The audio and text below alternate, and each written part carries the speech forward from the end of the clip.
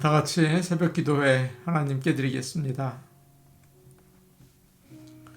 그러므로 이제 그리스도 예수 안에 있는 자에게는 결코 정죄함이 없나니 이는 그리스도 예수 안에 있는 생명의 성령의 법이 죄와 사망의 법에서 너를 해방하였음이라. 아멘. 다 같이 찬송가 570장 부르겠습니다. 570장입니다.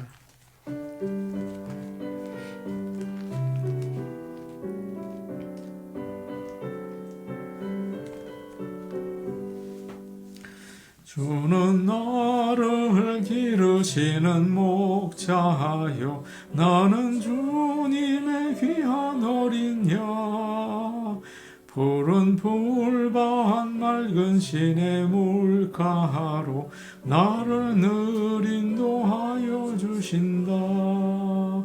주는 나의 좋은 목자 나는 그의 어린 양 저를 따라 꿀을 먹여주시니 내게 부족함 전혀 없어라. 예쁜 새들 노래하는 아침과 노을 비키는 군 황혼에 사랑하는 나의 목자 음성이 나를 언제나 불러주신다. 주는 나의 좋은 목자 나는 그의 어린 양 저를 따라 꿀을 먹여주시니 내게 부족함 전혀 없어라. 못된 짐승 나를 해치 못하고 거친 비바람 상치 못하리. 나의 주님 강한 손을 펼치사 나를 주야로 지켜주신다.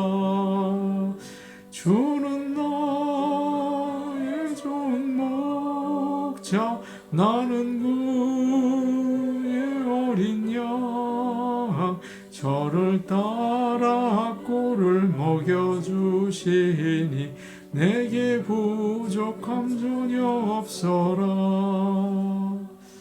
아멘.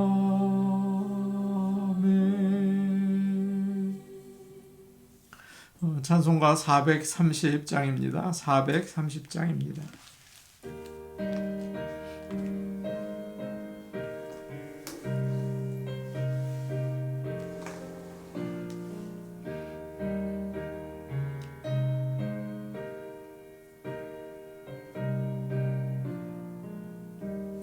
주와 같이 길 가는 것 즐거운 일 아닌가. 우리 주님 걸어가신 발자취를 밟겠네. 한 걸음 한 걸음 주 예수와 함께 날마다 우리 걸어가리. 어린아이 같은 우리 미련하고 약하나 주의 손에 이끌리어 생명길로 가겠네. 한 걸음 한 걸음 주 예수와 함께 날마다 우리 걸어가리. 꽃이 피는 들판이나 험한 골짜기라도 인도하는 대로 주와 같이 가겠네. 한 걸음 한 걸음 주 예수와 함께 날마다 날마다 우리 걸어가리.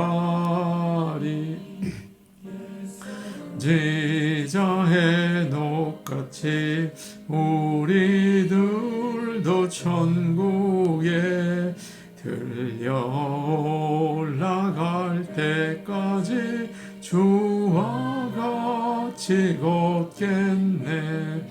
한 걸음 한 걸음 주 예수와 함께 날마다 날마다 우리 걸어가리.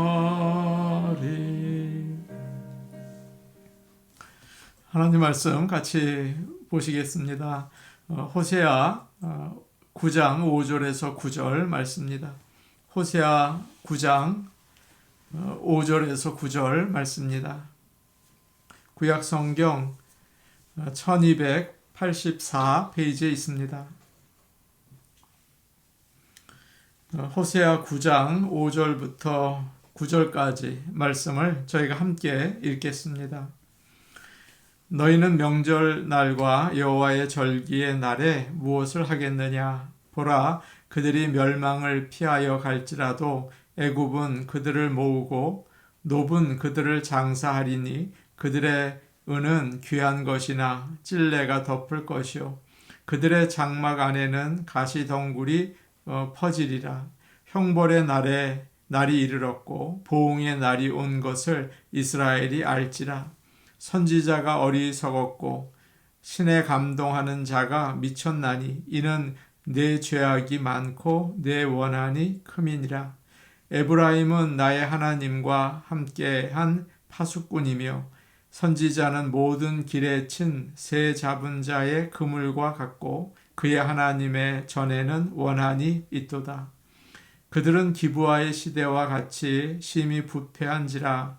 여호와께서 그 악을 기억하시고 그 죄를 벌하시리라. 아멘.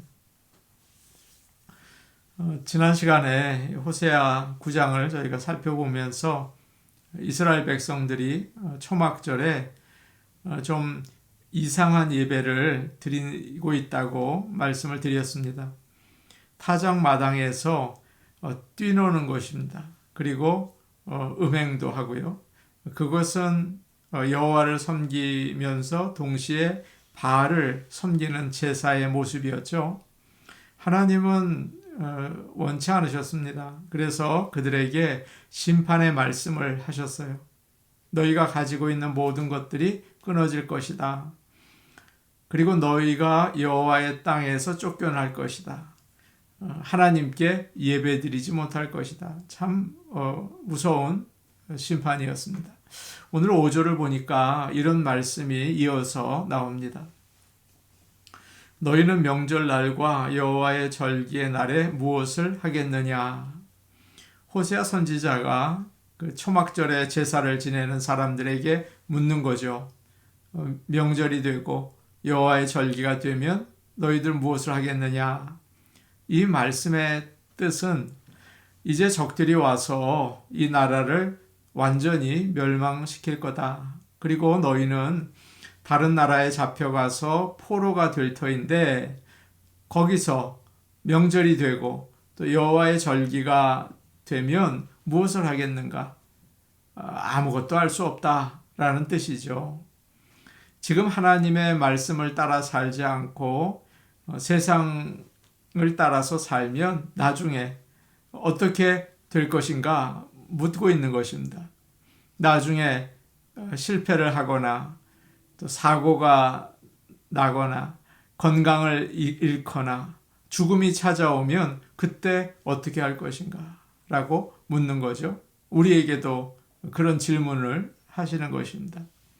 지금 이스라엘 사람들은 눈에 보이는 풍요와 쾌락만을 추구했습니다. 많은 사람들이 그렇죠. 그러나 그것은 반드시 절망과 죽음으로 이르게 돼요. 하나님이 함께 하실 때만 영원한 구원이 있고 거기에 참 소망이 있는 것을 꼭 기억하시기를 바랍니다. 이슬람 지역에서 40년 동안 사역을 하신 선교사님에게 물어보았습니다. 오늘까지 어떻게 지내셨습니까? 그러자 제게는 좋은 후원자가 있습니다.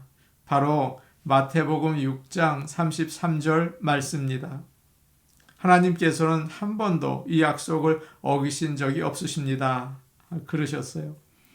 그 말씀은 너희는 먼저 그의 나라와 그의 의를 구하라. 그리하면 이 모든 것을 너희에게 더하시리라. 그것이 이제 진정한 후원자라는 거죠. 선교사님은 또 이런 말씀도 하셨습니다. 감옥에 들어가 있을 때나 광야 같은 시간을 지날 때나 세상의 후원자가 다 끊어졌을 때에도 하나님은 이 약속을 지켜주셨습니다. 라고 말씀하셨어요. 사랑하는 여러분, 미래에 나에게 어떤 일이 일어날 거라고 여러분 생각하십니까? 미래는 언제나 절망과 죽음뿐이죠. 하나님의 심판이 있을 뿐이에요. 그러나 하나님이 함께 하실 때 우리에게는 진정한 소망이 있는 것입니다. 6절 말씀을 우리 같이 보겠습니다. 6절 말씀을 함께 읽겠습니다. 시작. 보라, 그들이 멸망을 피하여 갈지라도 애굽은 그들을 모으고 노브는 그들을 장사하리니 그들의 은은 귀한 것이나 찔레가 덮을 것이요 그들의 장막 안에는 가시 덩굴이 퍼지리라. 보라라고 이제 호세아 선지자가 이야기를 해요. 이 말씀은 지금 누리고 있는 즐거움을 보는 게 아니라 하나님의 심판을 보라. 내일 나에게 다가올 죽음을 보라. 그런 말씀입니다. 믿는 자들은 미래를 보는 믿음의 눈이 있어야 합니다. 보암직도 하고 먹음직도 한 그런 세상의 유혹이 아니라 하나님이 살아 역사하신다는 것을 보고 또 하나님이 기뻐하시는 게 무엇인지를 보아야 한다는 말이에요. 이스라엘이 멸망할 때 어떤 사람들은 애굽에 가면 살 수 있겠다 그런 생각을 하게 된다고 이야기를 합니다. 그런데 그곳에 가도 죽음이 기다리고 있을 것이다. 그렇게 호세아 선지자가 이야기를 하죠. 우리가 읽은 말씀 6절을 보니까 애굽은 그들을 모으고 노브는 그들을 장사하리니라고 이야기를 해요. 노비라는 말은 영어 성경에 멤피스라고 되어 있어요. 이집트의 수도입니다. 근데 거기에는 유명한 공동 묘지가 있다는 거죠. 이스라엘 사람들이 지금 멸망당하는 나라를 피해서 그리로 갔지만 그곳에 가서 금과 은과 보화가 다 잡초에 묻히고 또 그들이 사는 집은 가시덤불로 덮이게 되고 그들은 죽임을 당하게 될 것이다. 그렇게 말씀하시는 것입니다. 세상에 똑똑하고 돈 많고 경험이 많은 사람들이 있어요. 그들은 건강과 물질과 쾌락을 의지하며 이 인생을 살아갑니다. 가만히 사람들 이야기하는 것을 들어보십시오. 어떤 이야기를 합니까? 대부분 건강 이야기, 또 돈 이야기, 또 어디 가서 재밌었다는 이야기, 그런 거 하지 않습니까? 사람들은 거기에 생명이 있고 거기에 삶의 의미가 있다고 생각을 해요. 우리는 세상에서 더 좋은 거, 또 더 나은 것을 자꾸 찾고 있죠. 그러나 오늘 하나님께서는 우리에게 말씀해 주세요. 어디를 가든지 무엇을 하든지 심판과 죽음을 피할 수가 없다. 어디다 피할 수가 없는 거예요. 그것을 꼭 기억하시기를 바랍니다. 7절 말씀 우리 같이 보겠습니다. 함께 보십니다. 시작. 형벌의 날이 이르렀고 보응의 날이 온 것을 이스라엘이 알지라.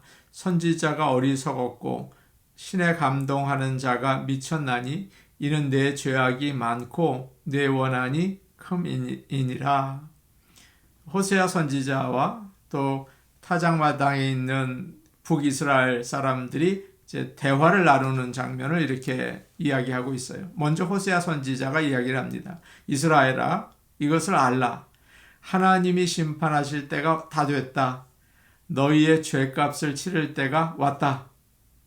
지금 평화로우니까 괜찮겠지. 그런 생각하지 말아라. 라고 이야기를 해요.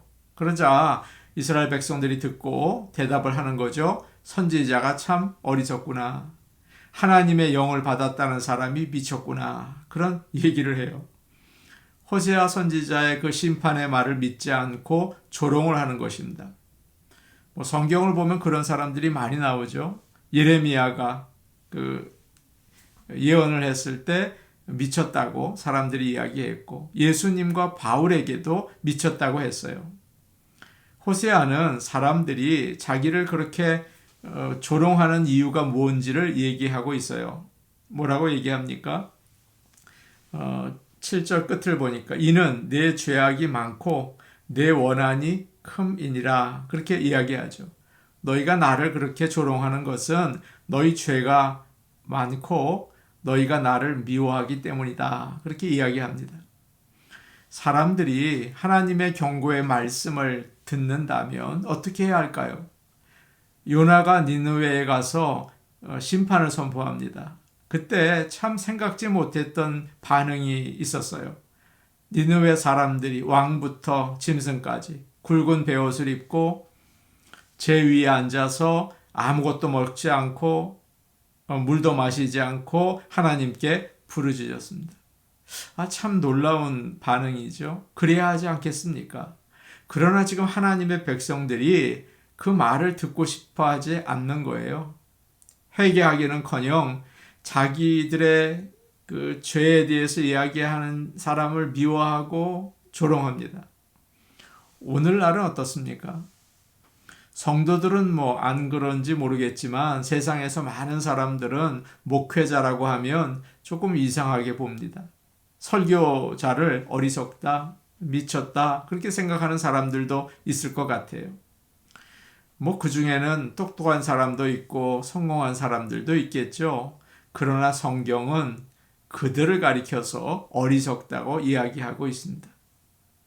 죽을 날이 얼마 남지 않았는데 천국에 갈지 지옥에 갈지 정하지 못하고 있어요. 지옥에 가면 술도 마시고 춤추는 여자도 있고 거기가 좋다, 그런 생각까지 하는 사람들이 있어요. 참 어리석고 정말 미친 거죠. 하나님을 믿고 그의 말씀을 따라 사는 것이 지혜라는 사실을 기억하시기를 바랍니다. 사랑한다, 축복한다, 그런 말만 들으려고 하지 마세요. 그래서는 부흥이 일어나지 않습니다. 책망과 심판에 대한 말씀을 듣고 깨어지고 회개하고 돌이킬 때 부흥이 일어나는 것입니다. 8절 말씀 우리 같이 보겠습니다. 8절 말씀입니다. 같이 보겠습니다. 시작. 에브라임은 나의 하나님과 함께한 파수꾼이며 선지자는 모든 길에 친 새 잡는 자의 그물과 같고 그의 하나님의 전에는 원한이 있도다. 호세아는 지금 타작마당에서 뛰노는 사람들에게 이야기를 하죠. 하나님은 나를 북이스라엘을 지키는 파수꾼이 되게 하셨다.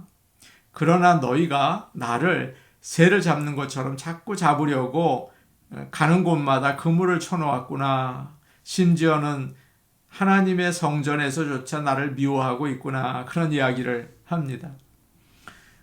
호세아가 이스라엘이 지금 얼마나 위험한지를 경고하는데 사람들은 싫어해요. 미워해요. 비난을 하면서 쓰러뜨리려고 하고 자꾸 잡으려고 해요. 중국 한나라의 대학자였던 유향이 설원이라는 글을 씁니다. 거기에서 그는 좋은 신화의 특징과 나쁜 신화의 특징을 6가지씩 이야기를 해요. 좋은 신화는 어떤 일이 아직 시작되기 전에 앞으로 다가올 문제를 남보다 먼저 알고 막아서 임금을 잘 돕는 신하이다. 그렇게 그 6가지 중에 한 가지를 이야기하죠. 나쁜 신하는 임금이 하는 말을 무조건 옳다고 하고 임금이 하는 일은 무조건 좋다고 해서 즐겁게 만들지만 뒤에 닥쳐올 위험을 생각하지 않는 신하이다. 그렇게 또 6가지 중에 한 가지로 이야기를 합니다. 사랑하는 성도 여러분, 용기 있게 옳은 말을 우리가 할 수 있기 원하고 또 듣기 싫은 말에 겸손히 귀를 기울일 수 있는 그런 지혜로운 자들이 되기를 원합니다. 시편 기자는 그런 말을 했죠. 주의 말씀이 내 발의 등이요 내 길의 빛입니다 라고 하셨어요. 그리고 우리가 그 말씀을 마음에 품고 주 앞에 엎드려서 하나님의 말씀을 잘 들어야 합니다. 그것이 나를 살리는 파수꾼의 외침과 같습니다. 때로는 듣기 싫고 기분 나쁘고 실천하기도 어려운 말씀이지만 그 말씀에 귀를 기울일 때 구원이 있고 생명이 있는 거죠. 뿐만 아니라 우리는 어느 때에든지 담대하게 복음을 전해야 합니다.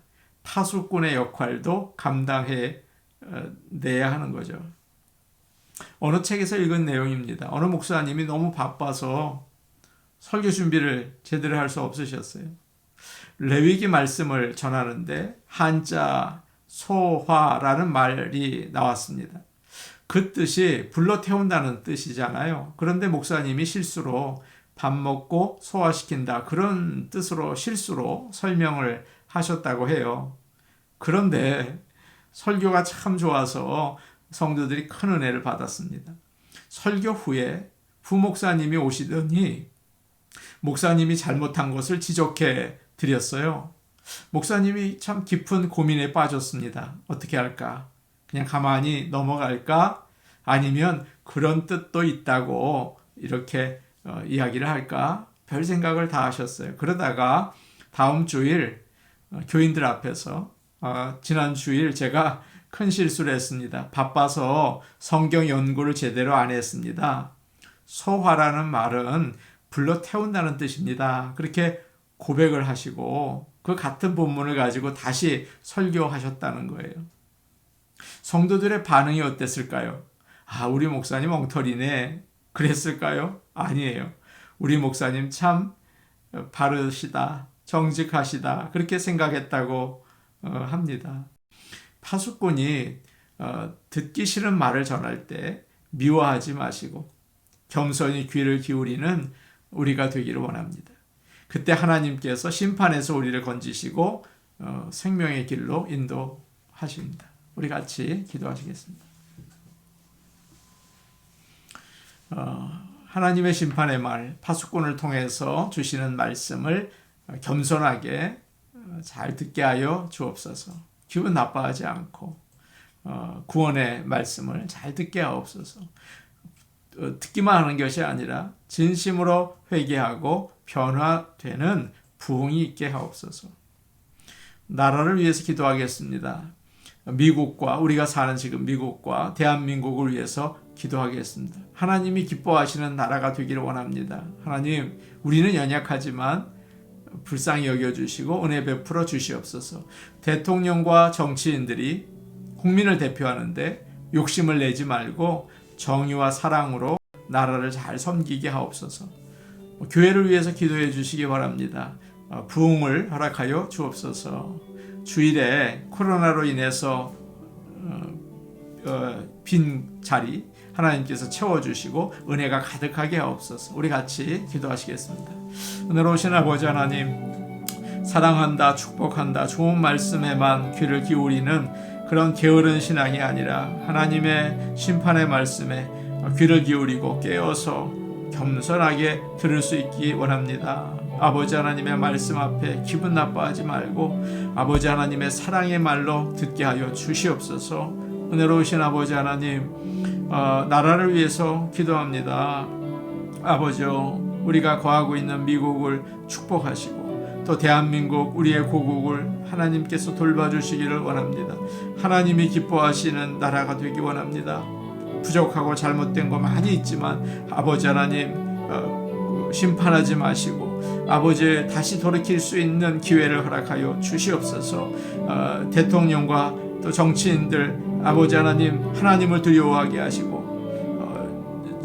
욕심을 내려놓고 정말 올바르게 나라를 사랑하고 섬길 수 있게 하여 주시옵소서. 우리 교회를 위해서 기도합니다. 우리 교회의 부흥을 간절히 사모합니다.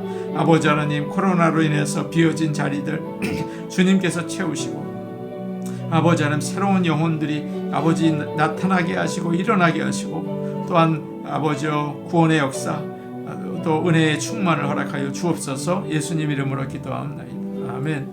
은혜로우신 아버지 하나님, 하나님의 말씀 어느 거 하나 소홀히 하지 않게 하시고, 따뜻하고 좋은 말씀에만 귀를 기울이는 것이 아니라 하나님의 심판의 말씀, 또 책망의 말씀에도 겸손히 감사함으로 받을 수 있는 믿음의 그릇이 되게 도와주시옵소서. 구원의 길로 우리를 인도하여 주옵소서. 예수님의 이름으로 기도하옵나이다. 아멘.